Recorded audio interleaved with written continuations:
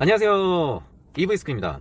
여러분, 제가 이번에 좀 드릴 말씀은 퍼펙트 게임입니다. 자, 퍼펙트 게임에서 제가 주로 다루는 주제는 뭐였죠? 바로 외교, 국제 관계에 있어서의 우리의 대처와 그리고 앞으로 일어날 일들에 대해서 제가 여러분들에게 말씀드리는 시간이고요. 일단은 제가 요즘 많이 이슈화 되고 있는 러시아와 중국, 그리고 우크라이나 전쟁, 그리고 미국의 금리 인상, 이런 기조로 종합적으로 봤을 때 그 후에 그 다음 얘기를 좀 하려고 합니다.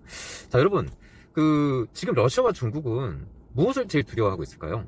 바로 경제적인 고립은 본인들이 하고 있지만, 이제 국민들의 어떤 그런 어떤 경제 파탄으로 인해서 원성이 많아지고 이제 내부 불만이 높아져 내외부적으로 이제 압박이 가는 것도 가는 거지만, 제가 볼 때는요, 앞으로 미국의 어떤 정책 기조도 그렇고 중국과 이제 러시아가 두려워하는 것은, 예전에 미국은 이렇게 외교적으로 국제적으로 굉장히 오만하고 거만하고 말썽을 일으키는 국가에 대해서 혼내준 적이 있었어요. 혼내준 경험이 있어요. 언제였죠?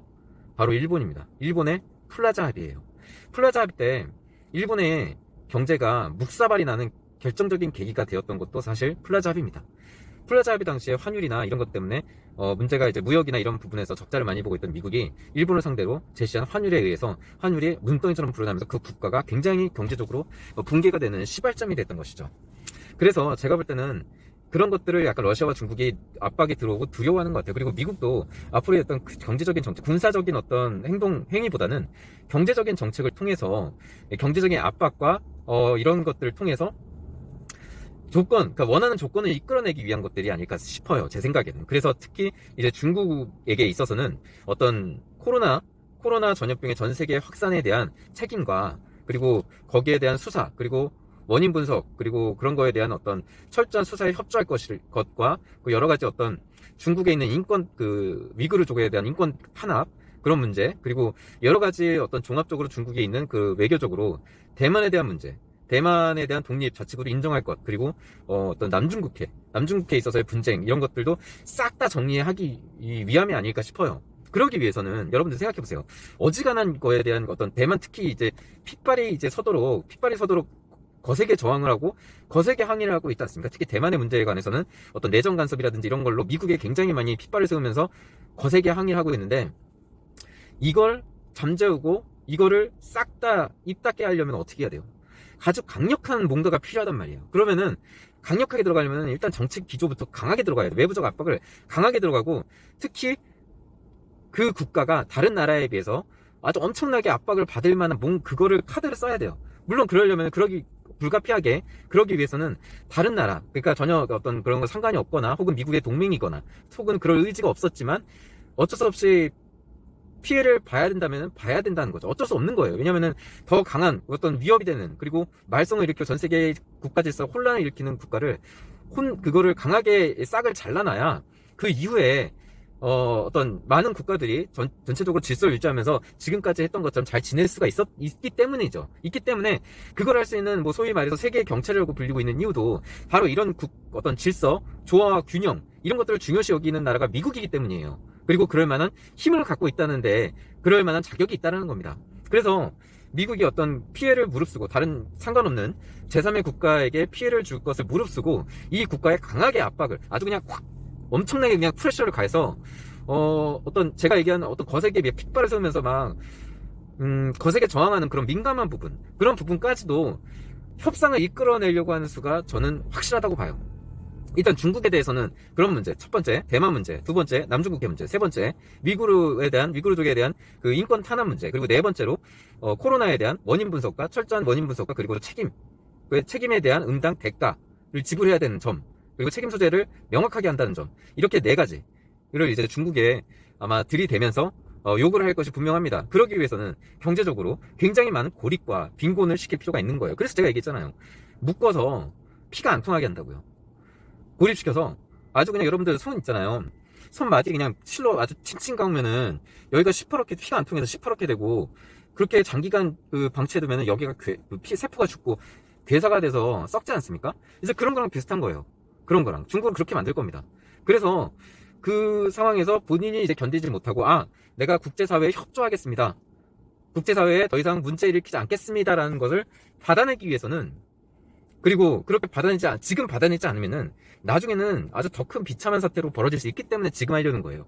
나중에는요, 이거 다음 단계에 넘어가잖아요? 그러면은 그때는 군사적인 행동을 갈 수밖에 없어요. 전쟁을 할 수밖에 없단 말이에요. 그러니까 지금 선에서 평화적으로 말로 해결할 수 있을 때, 전쟁 직전의 단계에서 경제적인 방법으로 해결할 수 있다면 그렇게 하는 게 바람직하잖아요. 그래서 지금 중국이랑 그렇게 문제를 해결하기 위해서 지금 진행을 할 거라는 점. 그리고 러시아는 전쟁을 실제로 저지르고 많은 사람의 인명 피해를 냈어요. 그러면은 제가 볼 때 러시아 있잖아요. 러시아는 글쎄요.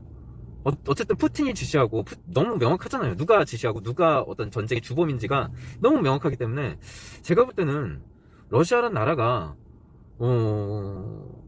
존립할 수 있을까라는 생각도 들어요. 그러니까 러시아라는 나라가 분열이 될 위험도 있다는 생각이 들어요. 그게 러시아가 어떻게든 뭐 예를 들어서 이 큰 덩어리, 하나의 덩어리에서 이렇게 쪼개져가지고 다른 나라로 각각 분리동이, 이건 굉장히 뭐 장기적인 제 내피셜이지만 어떤 그런 정도의 어떤 국가 존립이 바뀌는, 운명이 바뀌는 정도의 제가 볼 때 큰 대가를 치르지 않을까 싶어요. 나라가 쪼개진 거죠. 한마디로.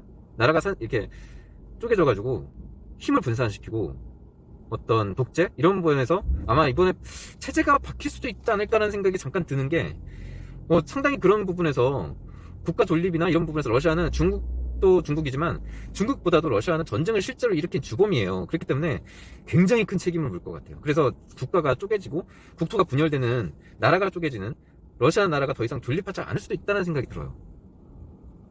글쎄요, 너무 완전 불가능한 얘기일까요? 가능할 수도 있을 것 같아요. 근데 뭐 예를 들어서 뭐 항복을 한다면은, 여기 이 선에서 항복을 한다면은 뭐 그렇게 되겠지만, 항복을 하지 않고 뭐 계속 이제 지금의 대치 상태와 어떤 자력갱생 뭐 이렇게 한다면은야, 북한 마냥 좀 굉장히 못 살고 뭐 굶어 죽는 사람도 생기고 뭐 그렇더라도 나라는 그대로 갈 수도 있겠죠. 예, 제가 얘기하는 거는 어떤 동조하고 어떤 그런 어떤 책임이나 이런 부분에 결과론적으로 봤을 때 어떤 그런 부분에 이르러서야 어떤 이런 대치 국면과 어떤 약간 냉전, 그리고 더 나아가서는 뭐 제3차 세계대전이 일어날 수도 있는 그런 부분까지도 미연에 방지할 수 있는 그런 지금 국면이 아닌가 싶어요. 그래서 어쨌든 중국과 러시아의 어떤 판단 뭐 이런 거에, 그리고 미국의 어떤 결과에 따라, 미국의 조치 결과에 따라서 이 두 나라가 어떻게 나올 것인가에 따라서 제가 볼 때는 앞으로의 글로벌 판세가 굉장히 많이 바뀔 것이다라는 생각이 듭니다. 어쨌든 그렇게 크게 판을 바꿀 준비를 하고 있고, 또 지금이 굉장히 두 나라에 있어서는 중요한 국면이고, 또 이것 때문이라도 미국은 앞으로도 더 강하게 드라이브를 걸 수밖에 없다. 강달러 기조를 유지하는 이유는 더 있어요. 더 있지만 제가 이거는 다음 시간에 말씀을 드리고요. 일단은 지금 외교적으로 봤을 때 러시아와 중국에 대한 그런 부분이 꽤 커요. 상당히 이게 큰 부분이기 때문에 큰 부분부터 제가 벌써 말씀을 드리는 거예요. 그래서 이런 부분이 어떤 유동성 해소나 이런 것도 크지만, 이런 덩어리와 이런 덩어리 이상으로 미국한테는 더 큰 중요한 어떤 중차대한 일이기 때문에 제가 볼 때는 이 기조를 멈추지 않을 것이다. 앞으로 계속 금리 인상은 계속적으로 단행될 것이고, 강달러는 계속될 것이다. 그리고 이로 인해서 피해를 받아도 어쩔 수 없다. 기차는 간다. 어쩔 수 없다. 그래서 여기에 대해서 영끌, D2 대출받아서 마음대로 쓰시고 내 돈인 것 마냥 쓰신 분들은 빚의 무서움을 지금이라도 절실히 깨달아서 빨리 정리하시라. 빨리 그냥 던지세요. 빨리 강속구로 그냥 있는 힘껏 던지셔야 여러분들이 살 수 있다라는 말씀을 드립니다. 네, 여기까지 할게요.